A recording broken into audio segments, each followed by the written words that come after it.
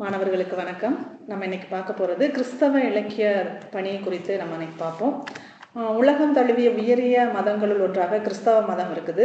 இந்த கிறிஸ்தவ மதம் எப்போ நம்முடைய நாட்டுக்குள்ளே வந்துச்சு அப்படின்னு கேட்டோன்னா, ஐரோப்பியர்களுடைய வருகைக்கு அப்புறம் தான் கிறிஸ்தவ மதம் இங்கே பரவ ஆரம்பிச்சது. ஐரோப்பியர்கள் வணிகம் செய்வதற்காக ஒரு கூட்டம் இங்கே நம்முடைய நாட்டுக்குள்ளே வரும்போது, அவர்களோட சேர்ந்து சில பாதிரிமார்களும் தங்களுடைய சமயங்களை பரப்புவதற்காக இங்கே உள்ள வந்தாங்க.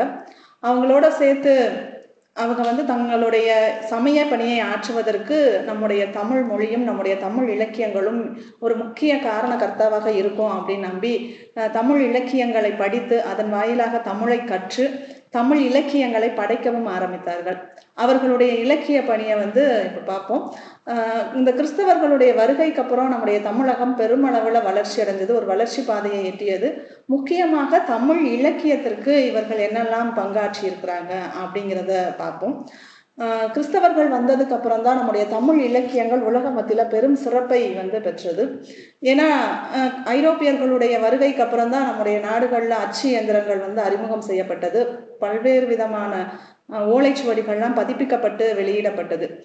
ஓலைச்சுவடிகளை எப்போ நம்ம பதிப்பிச்சு நூல்களாக வெளியிட ஆரம்பித்தோமோ அப்போதான் நம்முடைய தமிழ் இலக்கியம் உலகம் முழுவதும் பார்க்கப்பட்டது. இப்போ உலகம் முழுவதிலும் தமிழை கொண்டு போய் சேர்த்த ஒரு மிகப்பெரிய பெருமை யாருக்கு இருக்குன்னா இந்த கிறிஸ்தவர்களுக்கு உண்டு.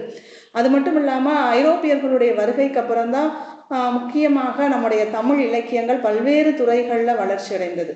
நமக்கு தெரியும், நம்முடைய தமிழ் ஆய்வுகள் தொடர்ந்து மேலை நாட்டவர்களுடைய அணுகுமுறையின் அடிப்படையில் இப்போ வரைக்கும் ஆய்வுகள் நிகழ்த்தப்பட்டு இருக்குது. அதற்கு மிக முக்கிய காரணகர்த்தாவாக யார் இருக்கிறாங்கன்னா இந்த கிறிஸ்தவர்கள் இருக்கிறாங்க.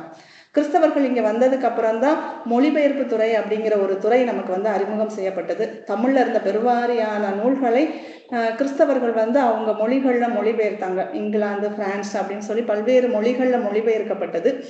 அது மட்டும் இல்லாமல் நம்முடைய தமிழில் இருந்த நாட்டுப்புற இலக்கிய வகையில் இருந்த பல்வேறு விதமான பழமொழிகளை, கதைகளை ஏட்டுச்சுவடிகளாக மாற்றி அவர்களை நூல்களாக பதிப்பித்து நம்முடைய தமிழ் இலக்கியங்களை பல்வேறு துறைகளில் வளர்ச்சி அடைய செய்தார்கள்.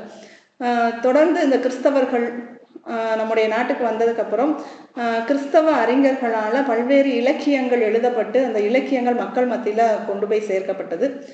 தொடர்ந்து அடுத்த வகுப்புகளில் கிறிஸ்தவர்கள் நம்முடைய தமிழ்நாடுகளுக்கு வந்ததுக்கு அப்புறம் இலக்கியங்கள் எந்த அளவிற்கு வளர்ச்சி அடைந்தது அப்படின்னு குறித்து பார்ப்போம். நன்றி.